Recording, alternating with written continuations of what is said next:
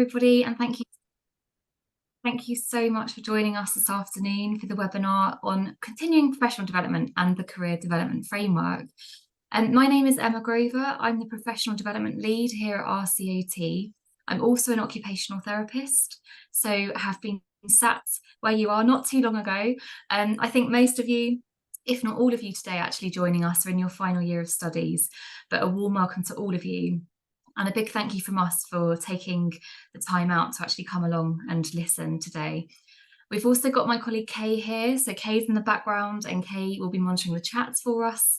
And just keep an eye on the chat because Kay will be popping a few useful links in at certain points, which will be helpful as we move through the webinar. We do plan to have some time at the end for questions and answers. We've got the Q&A function here on Zoom, so you can pop questions and answers in there. If it's not working for any reason, you can pop them in the chat as well, and we'll try and get to those at the end. And if for any reason we don't get to them, we'll make sure we follow up after the session. So the main aims really for today is that we hope that you'll leave this session kind of feeling a bit more supported, generally around CPD, the what, why and the how, and some time to really think about good CPD habits and how to kind of embed those now as you transition from learner to professional and sort of getting those good habits in place. And just generally, this is going to contribute to you developing your CPD skills and confidence. The second half, we'll be looking much more closely at the career development framework and in particular really understanding how you can use it just to support you as you move between those roles and into those professional roles that you may already have lined up or you may not yet, that's okay. But we'll be looking at that in more detail. So hopefully that will be helpful. I did just want to start off by giving you a bit of context about the team that I work in and Kay works in as well. So we are part of the professional development team at RCOT. And I guess the key messages for you to take away is that we're here to support you. We're here to support you with your CPD and your lifelong learning. We really want to try and make CPD as painless as possible and encourage you to think about ways in which you can fit that into busy working lives. Because that is that's a big reality. It's a juggle. And also we just really want to help you embrace CPD as part of your overall lifelong learning and development and move us all to a place really where we do CPD regularly, we record it regularly because we want to and we can see the value, not just because it's something that we have to do. And it is a requirement. There's no avoiding that because we are regulated by the Health and Care Professions Council, so also known as HCPC, which I'll use a lot probably throughout today. So we'll cover that a bit later and make it all make sense. But really, our reason for being is to lift up occupational therapists everywhere to be the best they can be. And our team have a really sort of core purpose by placing value on the learning that we can get from and with each other. So we really encourage you to look for building networks and communities wherever they may be, because there's a lot of shared learning to be had, and that applies now and it will continue to apply throughout your whole career as you move through it. So hopefully now we're going to get you involved a bit. We're going to start off with a bit of CPD myth busting, and bear with us because we're going to try some polls and hopefully it'll work. And if they don't work, we've got the chat bar. But Kay's just launched our first poll, so hopefully you can start voting and get involved. And do feel free to get involved in the chat, say hello, give comments, questions, or just thoughts. But do we think this statement is true or false? I only need to keep up with my CPD for HCPC. I don't know if any votes are coming in yet. I can't see it, but yeah. They are coming in, Emma. They're coming in. Oh, yeah, good. It's working. That's a good sign. Just let me know when to end the poll and I can get the results. Just give it a couple more minutes because there's a few of you on the call. And we'll see what it says. Okay, well, let's end that one and see the result.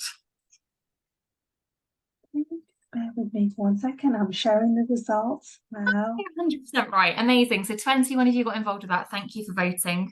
And you're all 100% right. I hopefully gave it away in the first part of the session.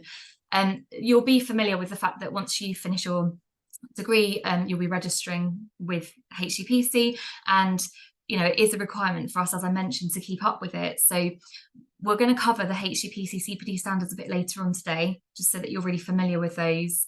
But the takeaway message really, and it's short and snappy, is that CPD is for life, not just for HCPC audit. So thank you for voting. We're going to kick off with the next one now, which is CPD is showing that I have been on courses to keep up my learning.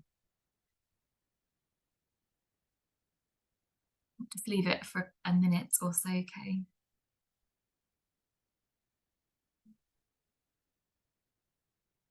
Okay, should we have a look at the results?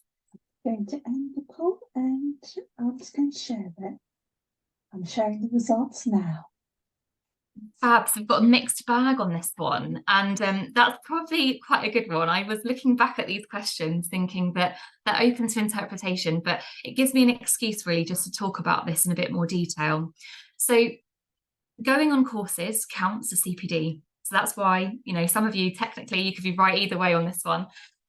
But what I really want to stress today is that CPD is much, much more than just going on formal courses. You don't need to, that isn't the only way that we can engage in CPD. And there are so many different activities which count. And I think that's really important to understand, because when you sort of go into your professional roles and you're juggling your workload, you're learning, fitting in with a new team, like learning about the organization that you work in, there's a lot to fit in. And so I think it's really important that we recognize from a really early point that loads of things count as CPD. And actually, if we do recognize that, then keeping up with our CPD doesn't feel as daunting at all, because you're doing so much of it already. We just need to remember to record it.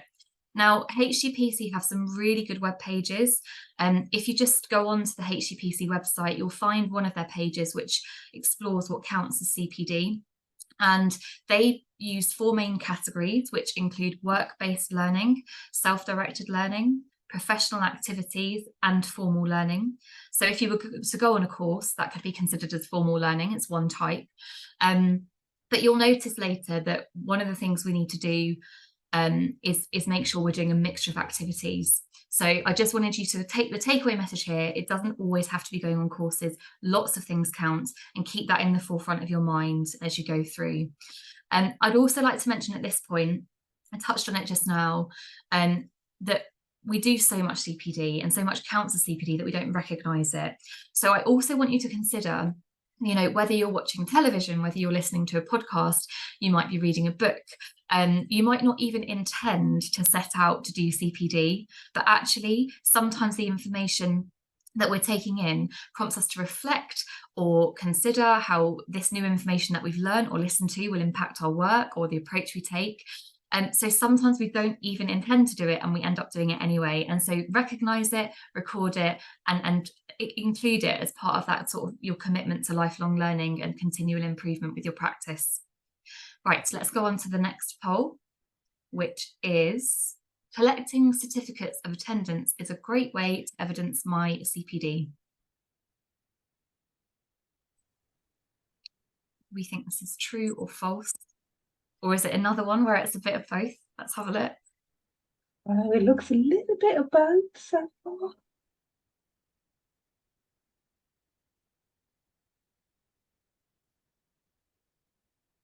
Should I end the poll?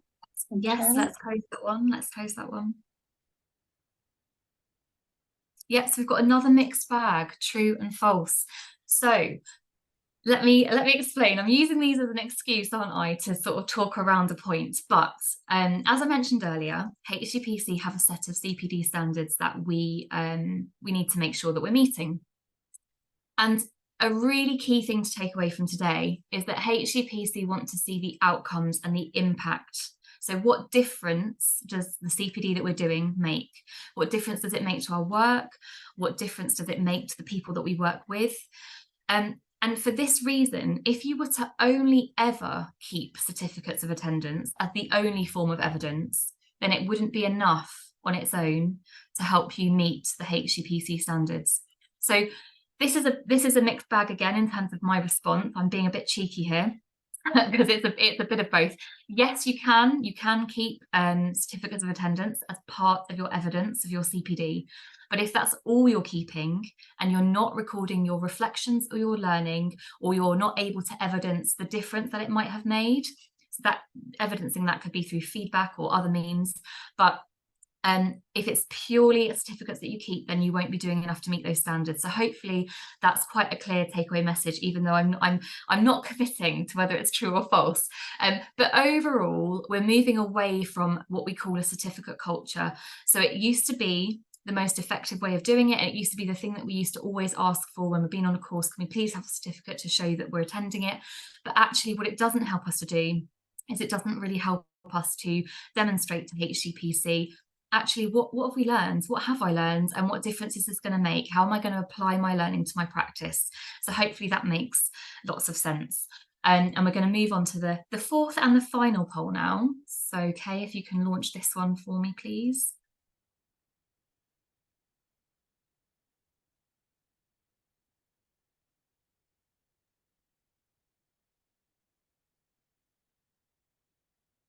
We're still getting results in. Perfect, thank you. And anyone that's on the call, I know it's limited sometimes in terms of how interactive we can make it. So really appreciate you voting, which is amazing. But if there's any questions you've got or thoughts or reflections as I'm talking, just pop them in the chat. We'll do our best to monitor them because we really value your input. And actually some of your peers on the call might have similar thoughts or feelings about things. So how are we doing? Can we close this poll? I'm showing the results now. Okay, true and false. Okay, fab. This is brilliant. Thank you all for voting. So this one technically is false. You don't have to do it on your own. And actually, there's so much value to learning with others, whether that's on like a peer basis or with a group of peers or colleagues, or whether that's in a community or a network that you're part of. Sometimes things like peer support, that's actually a really good example when you're moving into professional roles. It's really good to stay in touch with the people that you study with, because even though you might be going off to completely different places, there's nothing stopping you from coming back to connect as peers and say, well, how's it been? What are we learning? What have we found? What's gone differently to how we thought it might? And what's aligned with what we thought it might be like as we transition from being students into professionals? Now, HGPC don't set this out as a specific requirement, but they do actively encourage all of us to look for opportunities to learn and reflect together. So absolutely, sometimes you might be doing CPD on your own as a self-directed activity, but then there might be other occasions where you're doing it with others. And actually, a mixture of both is helping you to meet one of the HGPC CPD standards, which I'll cover later. So yes, CPD can be done alone. So technically some of you are right again. I'm not actually, I need to revisit these, don't I? That's going to be one of my reflections after this. Yes, CPD can be done alone, but it can also be done with others, and it can also be a combination of both. So hopefully that's been really helpful. Right, thank you for doing those polls, Kay. So next up, I just wanted to talk a little bit about CPD and lifelong learning, because they're slightly different, but they also go hand in hand. And I think it's really important that we recognise at an early stage as a learner that when it comes to choosing a career and a vocation of being a healthcare professional, then CPD and lifelong learning aren't a choice, but they're really a personal responsibility. So we're responsible for our own engagement and involvement with continual learning and development, because that's what's essential to keep us up to date, helps us to be the best we can be, improves the quality of our work, but ultimately keeps the people we work with safe and leads to better outcomes for the people that we're working with. So I've popped these two definitions here, as there's lots of different definitions out there, and these are just two that we sometimes use. CPD is the way in which you continue to learn and develop throughout your career. We know it's essential, obviously, because it adds to our skills, our knowledge, our professional identity, and our ways of thinking. And I mentioned this already, but it's helping us to stay up to date, practice safely and effectively now, but also in the future.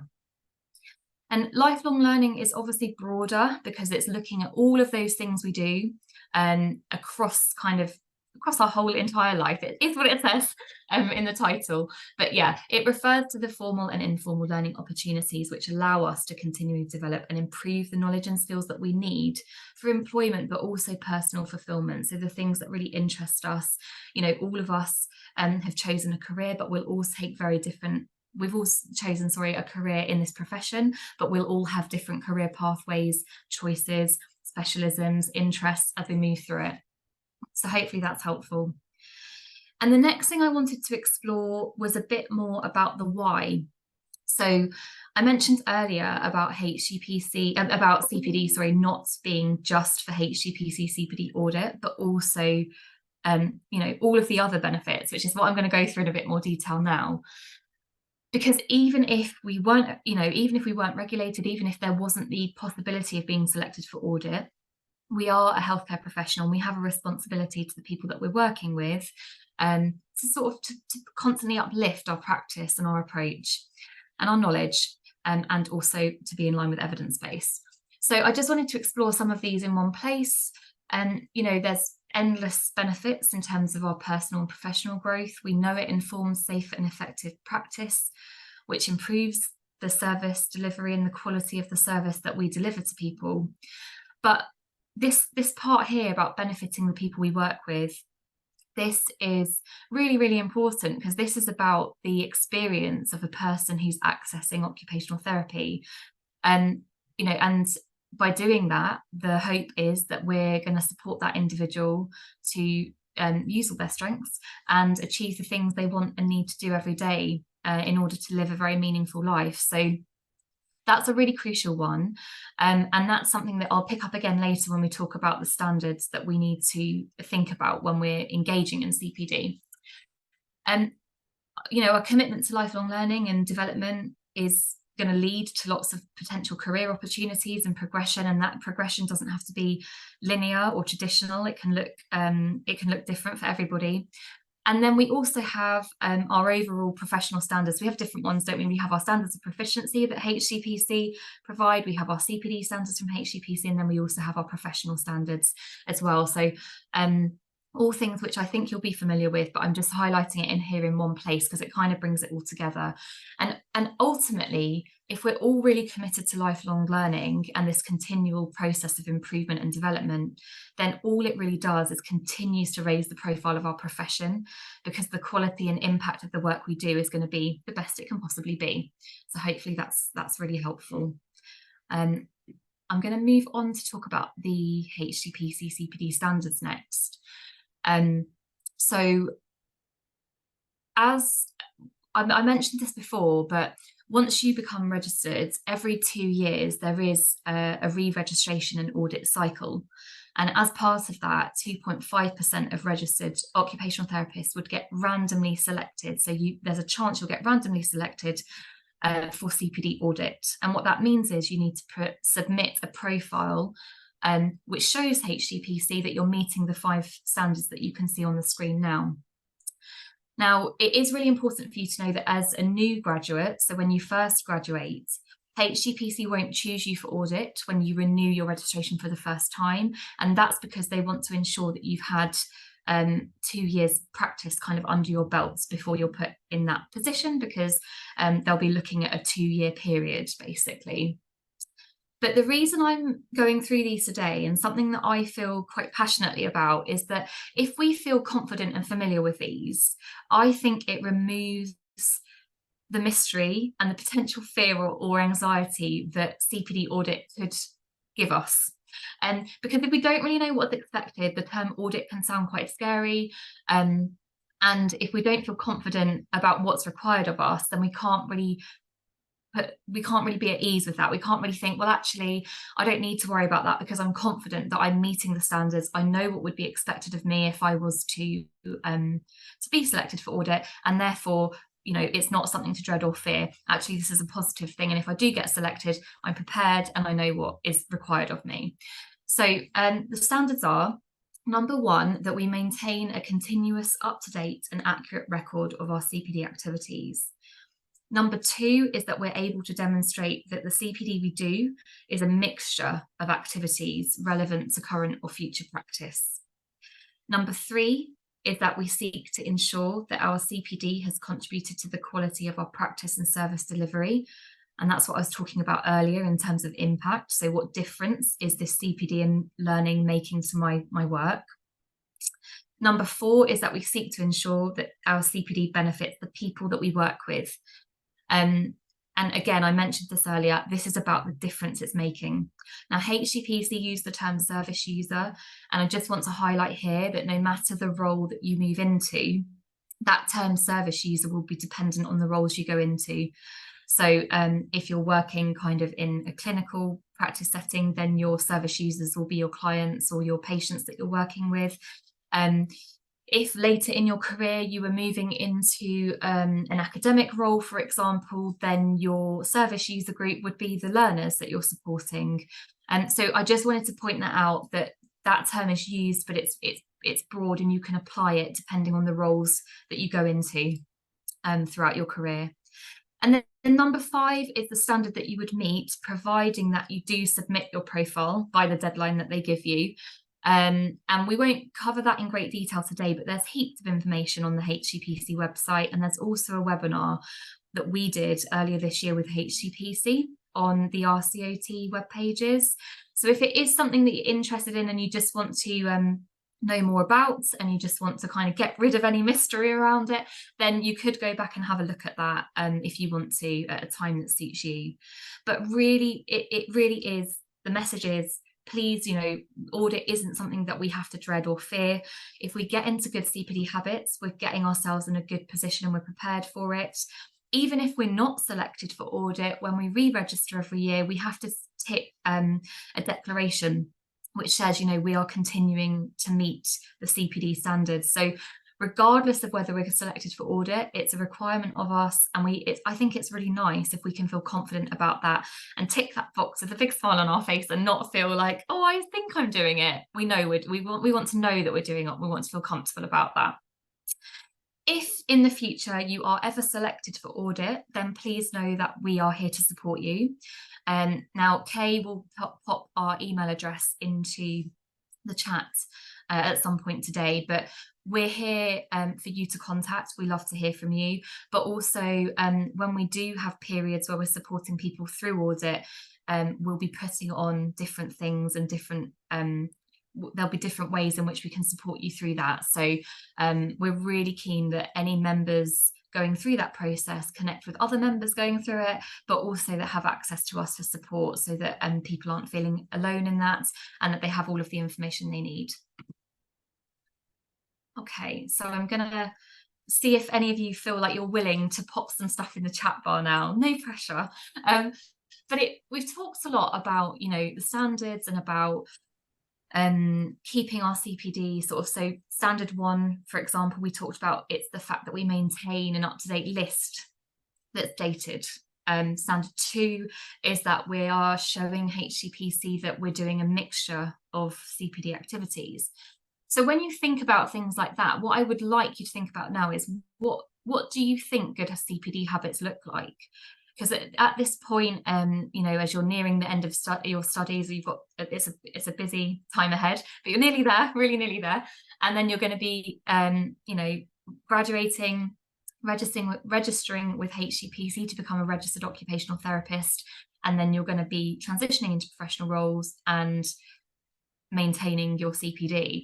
So I just wondered if anyone is willing to pop some words in the chat around what do you think of when you think of good CPD habits? What might that look like?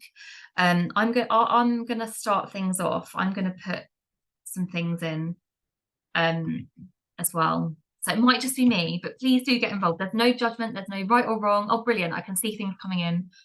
This is great. Keep them coming.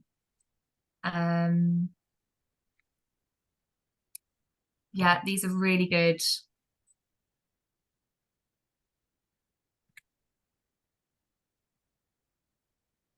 Fantastic. Thank you all so much. I'm really enjoying this. Let's have a look here. We've got actively seeking opportunities, reflection, different types of CPD, listening to podcasts, writing key points that resonate with you, reflecting on the topic. That's really good. Yeah, how you can put it into practice, updating regularly. Yes, reflecting immediately before you forget. That's a really good point. And actually, if you can get into a good habit of capturing immediate thoughts, that's really helpful, because sometimes what happens we have our immediate reflections, and then we re-reflect, because that's sort of like our nature, I think. We kind of think, right, yeah, I know what they are, but if we get our immediate thoughts down, that can really help that reflective process to continue, because you can revisit it. Or if another thought comes up, you can go back and look and think, did that come up for me immediately or not? That's a good one. Yeah, learning with others, supervision, variety. Yeah, these are all really good points. Relevant journal clubs, yeah, keeping track of work. Amazing. All of them counts. They're really, really good. Thank you. Um, I know it's just me talking at you for a long time. So thank you for being really engaged and getting involved. It makes a big difference. So what I've just popped on the screen now is a bit of a word cloud, and actually a lot of the points you've raised, and this isn't an exhaustive word cloud by any means, but a lot of the points you've raised are already in there. And I think, this fits really nicely. Some of you are already picking up on this in the points that you're putting in the chat, but it is really about thinking about the ways in which we can fit this into our everyday, because it will be a challenge when you move into professional roles. It is a challenge. I've been there myself. And we have busy caseloads, and lots of work to do, and colleagues to learn from, colleagues to support, because, some of you might take on roles fairly early in your careers around supporting students or setting up peer support, or you might be taking the initiative to set up journal clubs because one might not exist in your place of work, and that's something you feel really passionately about and you want to go and do it. So you'll be doing so much CPD in a really organic way. Just don't forget that you're doing it. Recognize it as CPD, record it, and use technology to support you. So what I find is with HCPC, there's no right or wrong way to record our CPD or the evidence that we're collecting over time to show that we're meeting those standards. So what I would say is find ways that work for you, and create the opportunities if they don't exist. You might want to set up a lunch and learn with your peers. I already mentioned journal club, because that's something I did before.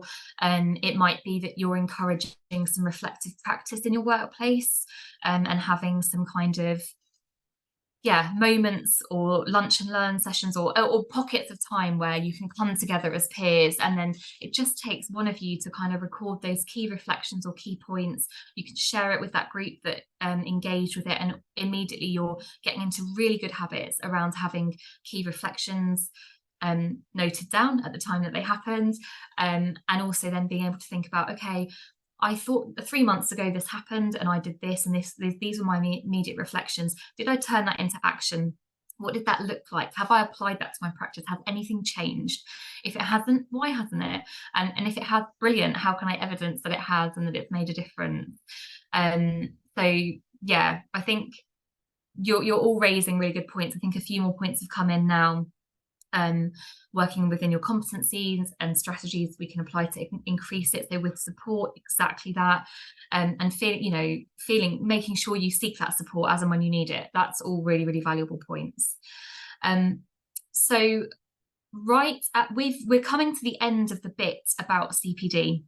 So if you do have any burning questions, thoughts, or reflections that you want to pop in the chat or the Q&A, now's a good time to do it. I'm not going to pause. I'm going to carry on so that we get through the content and we get to get some time at the end for questions and answers. But it's a good time if you've just got anything on your mind now, because we're going to move on to the career development framework shortly. And then something else I just wanted to mention is right at the end of the slides. The slides will be shared. I think Kay pops a note in the chat to explain it.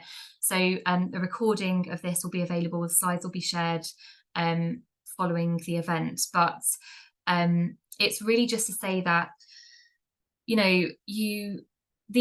we've got so many CPD resources. So some of you on the call may be members already, some of you might not be, but members do have access, RCOT members do have access to quite a lot of CPD resources, and at the end of the slides I've listed those because I may not have time to go through them all today.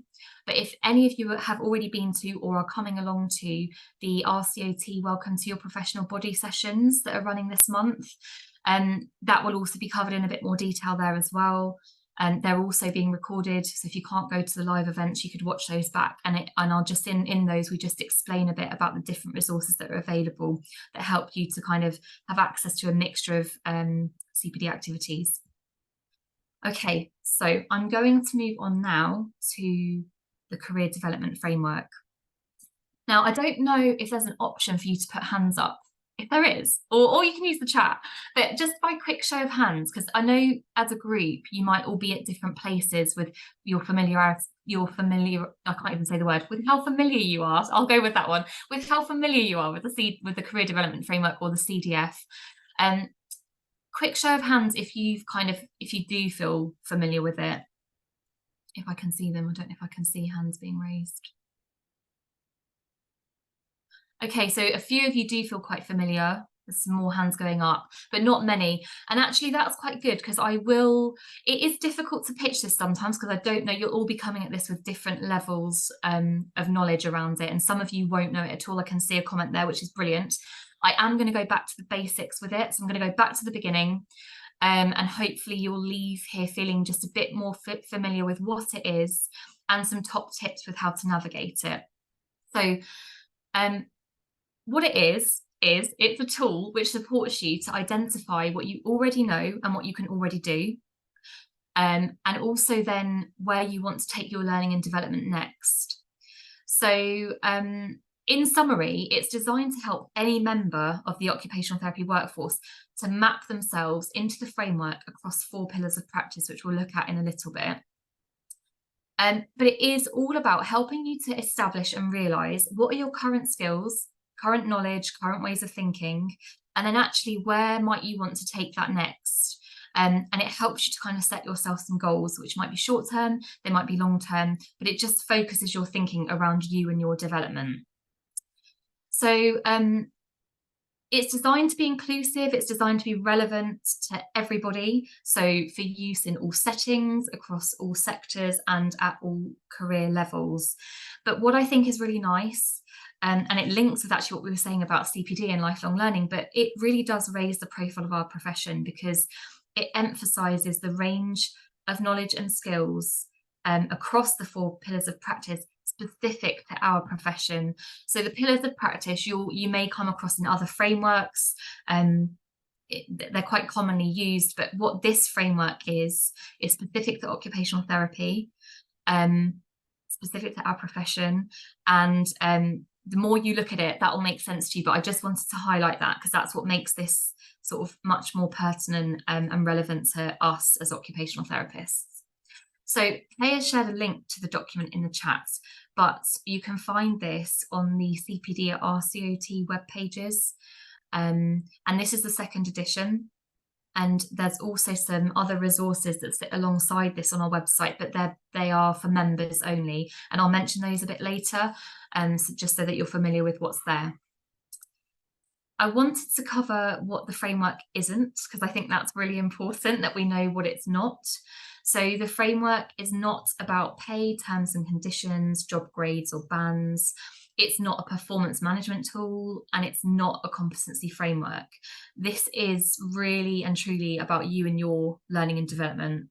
And it's versatile in its use, and it can be used, so there's flexibility really, I guess. It can be used in the way that you feel fits best with you, like how it suits you best. Is how people will use this slightly differently, but we're going to look at that in a bit more detail anyway. Now, it might not suit all of you. You can, if you want to, open up the link that's in the chat and be having a look at the framework whilst I'm talking, but equally that might just be too much, and so you can always look at that link following the session, and if any questions crop up, then you can obviously reach out to us and ask those questions. But something to take away from today is how it's structured. So the framework is structured around these 4 pillars of practice, which are professional practice, facilitation of learning, leadership, and then evidence, research and development. And that within each pillar of practice, there are 9 career levels. So the image at the bottom of the screen depicts these career levels. And what I think it shows is that there's some overlap between each level, and also the arrow is really important, because it's perfectly okay for your career level to go up and down. Career levels might go up and down, for example, depending on the nature of the role that you choose to do, and I'm going to talk about that a bit later in the context of an example.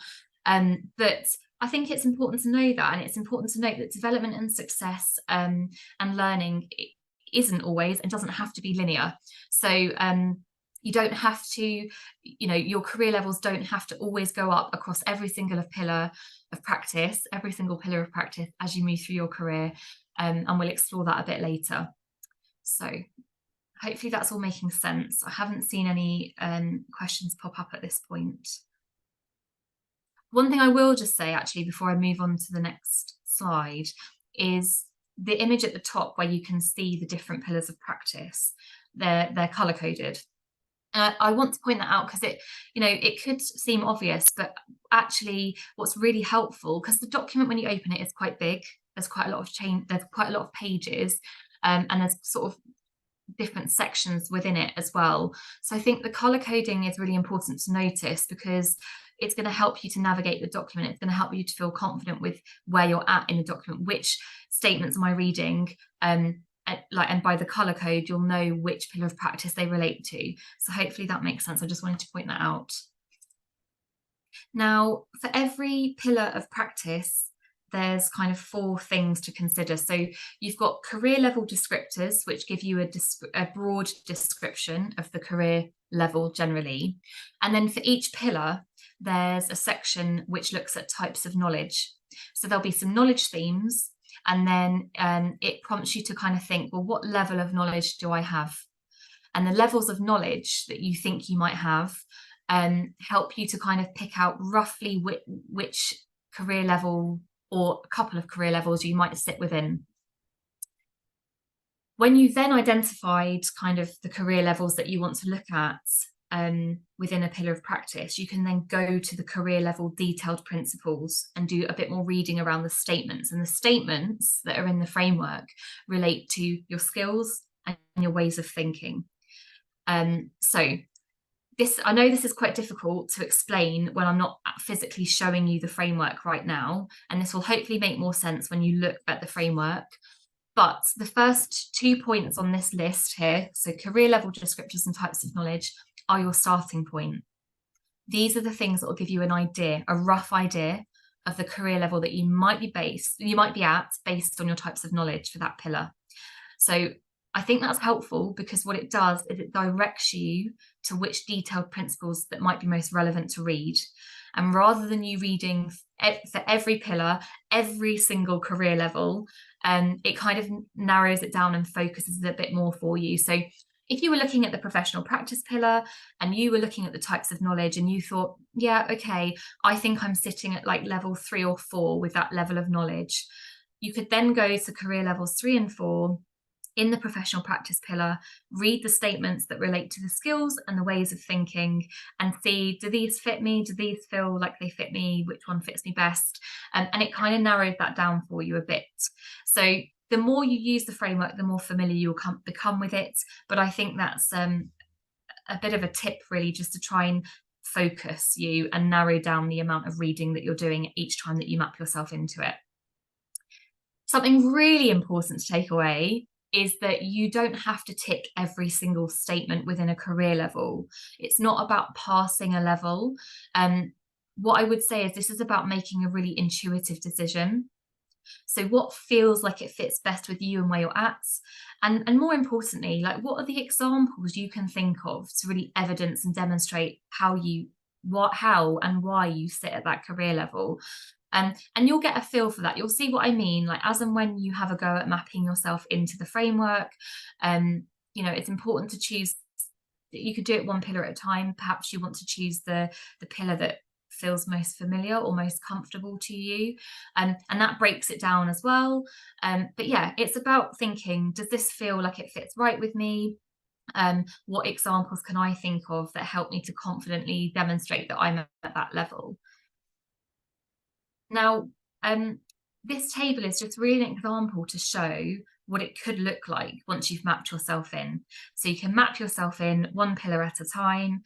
And the main takeaway point here is that it's really likely and it's very common that you'll be at different career levels across the 4 pillars at any given time. That's perfectly fine. You might be at the same career level across all 4 pillars of practice. That's equally fine. This is about you and your development, so it's personal to you.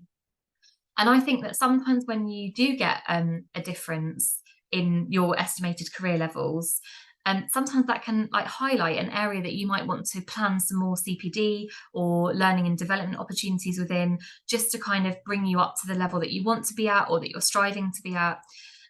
There's no right or wrong with this. It is really unique to you as an individual. So the next part I wanted to do was just give a really, really brief overview. And this is just a bit about my journey. So I'm not going to go into this in great detail, but what I've done is, rather than look at career levels for this, I've just picked out pillars of practice. And it's just to show that as you move through your career, everybody's career journey will look different. So I would describe mine as fairly sort of traditional, but that's not to say that's the right way to do it. It won't be. It's definitely, there's loads of benefit to doing this a different way. But what I wanted to pick out is just for you to notice that when I reflect back and I think, okay, when I look across all of the different roles I did, which pillars of practice did they lend themselves to? Which ones was my role just enabling me to really develop in, without me even really needing to try, because it was part of my daily work, and it was all of the, I don't know if I'm explaining that very well, but hopefully that this is making sense. Some roles, when I look at the one I'm doing now, for example, compared to my previous role, lend themselves to maybe just 2 pillars of practice more naturally than others. It doesn't mean that I'm not developing in the other pillars. It doesn't mean that I can't develop in the other pillars, but it's just recognizing and reflecting that the role I'm doing right now is really contributing naturally and organically to my development in the facilitation of learning pillar and the leadership pillar. That might make me reflect and think, well, actually, okay, I need to have a look at the other pillars of practice. My whole career development depends on my development across all 4 of these. They are interacting. They're not something that's seen in isolation. But it was just to highlight that, my professional practice, I'm no longer holding a caseload and not working in a clinical area anymore. But it doesn't mean that I will lose my skills, my knowledge, and my ways of thinking, but I might be thinking of that through a different lens. I might be achieving learning and development in that pillar through different ways and means. So it's just to pick up on that. And I think it highlights that whenever you're reflecting, so as learners, you'll have had different backgrounds. Some of you, this will be a first career. Some of you, it won't be a first career. And actually, your whole development is more than what we're doing right now. It's everything. It's our lived experience, it's previous roles, responsibilities, jobs, it's the things we do outside of work. Sometimes we hold roles outside of work. So whenever you're mapping yourself into the framework, always take into account all of that, everything that contributes to you and your development and where you're at now. Don't forget, that we're always actually starting from experience, not from scratch. We're building on the knowledge and the experiences and the ways of thinking that have gone by before. So hopefully that's helpful. I can't see any questions coming in. Don't worry I've just seen a note that someone needed to drop off, and as Kay said, don't worry, it's being recorded. So stay as long as you can, or as long as you need. Right, the next bit, top tips before mapping yourself in. So a next step for you after this could be that you're going to go away either on your own or with some peers. You don't have to do it alone. And you're going to pick one pillar and you're going to practice mapping yourself into it. So I just wanted to say that some top tips before you do that. We know that self-evaluation can often feel challenging, but there's loads of benefits to that. It's really good to self-evaluate and identify our areas for growth and development. But if you start with the pillar which feels most comfortable to you and most familiar, then I think that's the best place for you to start. And actually, that was a top tip that came from the first edition of the framework, from people that were using that first edition, and they gave some feedback, which was then incorporated into the second edition. So you will see these things creeping up there. I mentioned it earlier that you could start off by reading the broad career level descriptors and the knowledge requirements at the start of each pillar, just to narrow down that thinking. And I mentioned it just now, but to say it again, do think about all of your experiences, skills, and knowledge, including all of the things we do outside of work as well. So how can you use it to support your transition from learner to professional? It's a really good reflective learning activity, and you can use this to prepare for any mentoring, supervision, or appraisal. And I think, it's really nice for you to map yourselves in at this point as you're sort of nearing the end of your studies, and then perhaps repeat that at the end of your first year of practice, because it's quite nice to then see the growth that happened and really take some time to reflect on that and feel proud of all of that learning and development that's taken place in your first year of practice. You can use it to plan your CPD activities and set yourself goals. So by knowing where you're at and where you might want to get to, it helps you to really plan your CPD activities. And then also you can use the language. So this framework is filled to the brim with language which articulates the unique roles, the unique kind of skills that we have, skills and the expertise and the ways of thinking that we have as occupational therapists. So the detailed statements really reflect all of that, and there's no harm in actually looking at that language to help you articulate all of those things, all of those skills and all of those things that you have that you can put into practice as you transition. But this is going to be a tool that not only supports your transition now, like through things like applying for jobs, for example, and like I say, really preparing for supervision, conversations around your ongoing development. But this same principle applies throughout your career. So if you're ever looking for movement to a different area, or you're looking to kind of progress in the future, revisiting this framework and the language within it can be really, really valuable. I said it again, I said it earlier, and I will just repeat it, but we're never ever starting from scratch. We're starting from a level of experience. So always think about how you can build on those strengths, and think about all of the transferable skills you have, because occupational therapy is broad. It's a really broad landscape. It's ever changing. And actually, I think this framework plays a big role in helping us to feel really confident that we can transition not only from learner to professional, but once you are a professional, transitioning across different practice areas to different roles.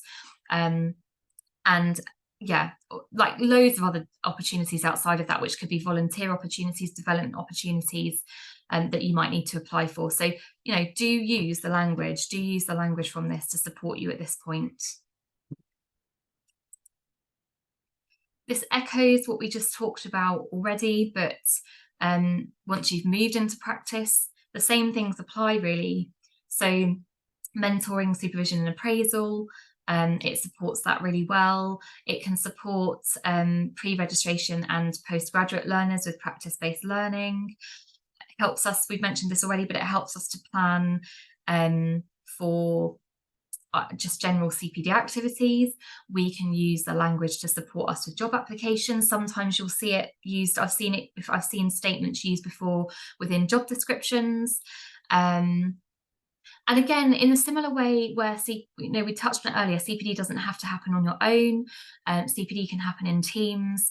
And this is a really good tool, because if you do this exercise and you map yourselves into the framework as a team, it gives a really good sense of the breadth of skills, knowledge and ways of thinking across the team. It also helps us to identify any gaps. So it can inform things like the training that we have on offer within our trust or an organisation that we work in. We can use the language, I mentioned this already, to structure personal statements. Even if you were called for audit potentially, then the framework is a really nice way to kind of get you thinking in the right headspace, to write all those things down that you want to write down. And again, yes, we've talked about it in terms of supporting your transition right now, but in future, it can support preceptorship. So in your first year of practice, if you're ever in a position where you take a career break and you're returning to practice, it's an excellent tool to support that transition.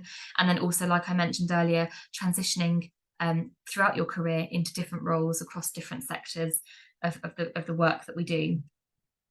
So hopefully that's really helpful.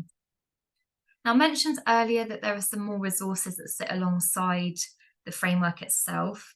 These do sit behind the paywall because they're a member resource. So if you aren't a member of RCOT, you won't be able to see these. And if you are, then there's a career development profile wheel, which gives you a bit of a visual. So you can map yourself across the 4 pillars and have that visual kind of map of where you are. You could then repeat that potentially after your first year of practice as one example, like we were talking about earlier.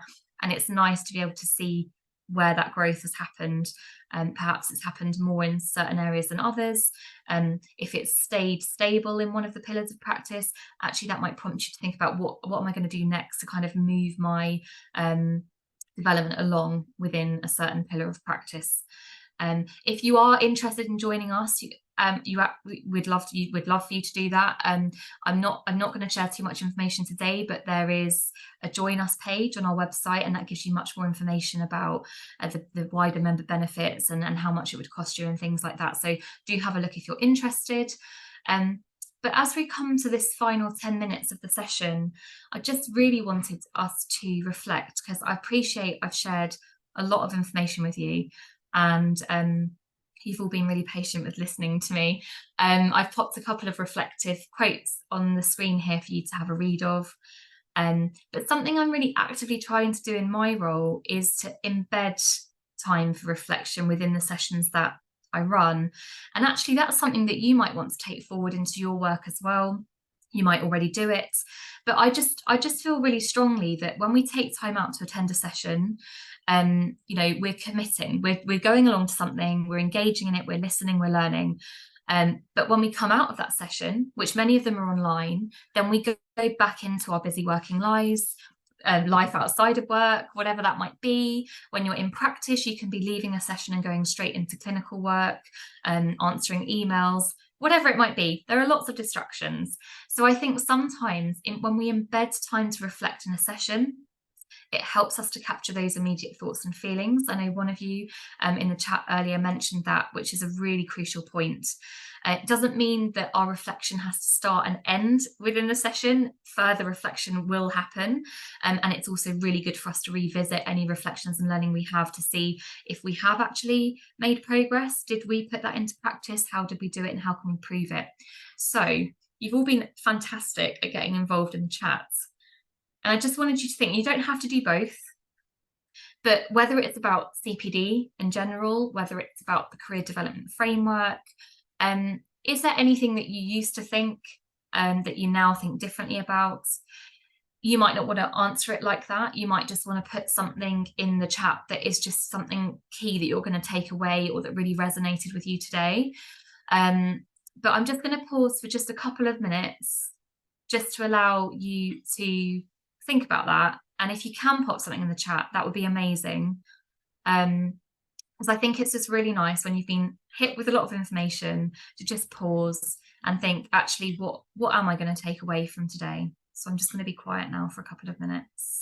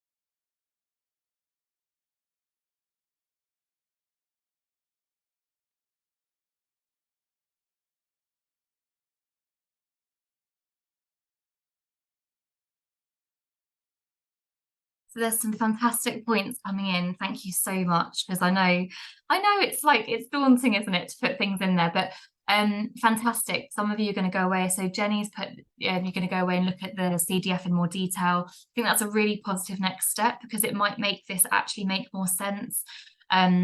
Just because you'll be putting it into context, so to speak.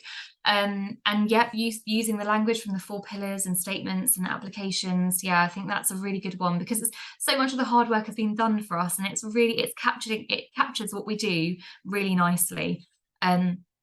Fantastic to hear that the concept of audit is not too complicated to understand. That's really positive, and that a few of you are saying CPD is less daunting, which is great to hear. You know, I think the thing is we there's a risk that we overthink it, but actually you are already, as students, you're already doing a whole host of this. If you just think about practice placements you've been on, you are constantly doing CPD, and that's just going to continue once you become registered. So yeah, get into really good habits, keep your dated list somewhere that's easy in a way that suits you, and you're already meeting standard 1. Do a mixture of activities and you're already meeting standard 2. And then if you get in the really good habits around reflecting, recording your learning, and actually reflecting on what difference has this made to my work and to the people I work with, then that's going to help you to meet standards 3 and 4. So yeah, really, really, really pleased with these comments that are coming out. A great tools to get to grips with to support future practice, absolutely. Online resources that you've bookmarked, which is fantastic. Yeah, these are really, really positive things, and really nice that you're feeling that way. But we have shared a lot, I am aware. And I think that if you have any questions that come up after this that you might not have right now, do just reach out to us, because we love to hear from you. And we'll do our best to answer your questions. So on the screen now is how you can get in touch with us. And there's 2 ways you can do our feedback form. So if you've got a mobile phone on you and you want to scan the QR code, it just takes you to a short form to fill in some feedback for us, because you know, we really do rely on hearing about your experiences, your honest experiences of how you found today, because it helps us to continually improve. Because we're going to need to go away, reflect on how today has been, how's it been for all of you, what can we do differently next time. So please do be honest with your feedback. If you don't want to use a mobile device to scan the QR code, then there's a link in the chat that will take you through, and all of your responses are anonymous, so we won't know who has submitted what. So yeah, I'm going to leave that up just for a couple more seconds, but the link is in the chat if you miss the QR code, because the last few minutes, I'm nearly there. I just wanted to give you the opportunity to ask any questions. I know we haven't left much time, and we've covered a lot, so apologies for that. I haven't seen any questions coming in. Kay, have I missed anything in the chat? No, you haven't, and I don't think there's any questions in the questions and answers box. But please, if you do have any questions, please send us an email or reach out to us on our Twitter account. Yes, thank you. That would be really, really good. One thing I'll quickly cover, just by way of a question that does come up quite a bit. There's a couple of questions actually. One is, we do often get asked, well, how often should I use this? And the answer to that is, it's completely up to you. So there's no right or wrong, and different people use it regularly. Well, some people use it regularly, some people only revisit it at certain points where they feel like they're going to find it helpful. But I do think, in terms of supporting your transition, it is a really nice opportunity. Some of you might actually have modules within your course where you're going to be mapping yourselves into the framework anyway. So to do that now, and then to revisit that maybe, after your first year of practice, I think that's really rewarding, because it focuses you to reflect and recognise all that growth and learning and development that happens in your first year as a practitioner, which is definitely something to be celebrated.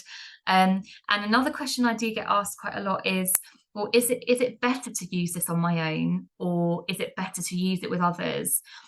And I think that, again, there's no right or wrong with this. Some of it might be down to your personal preference, but my view is that there's value in both.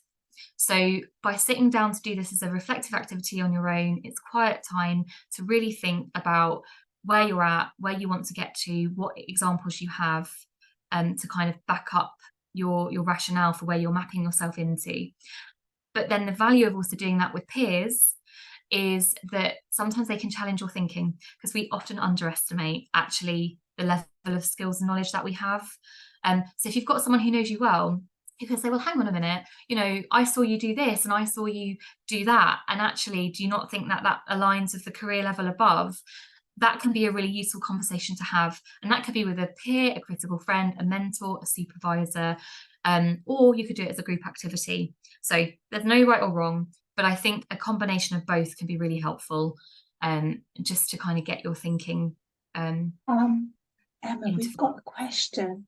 How Oh, we've got a can we question. access, yes, how can we access the recording of today's session? Okay, so it will be, it's going to be recorded and made available on the website. There will be a slight delay because we need to add captions to the recording from today.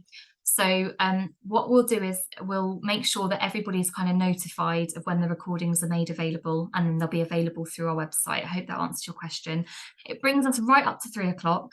So I'm going to say a really big thank you for coming along the session today and all of your input in the chat and voting on the polls, because it really makes a massive difference. We appreciate it. We're wishing you so much luck in the next part of your journey, but we're here so reach out to us if you ever have any questions. Take lots of care. We're going to end the session now. Thank you. Bye bye.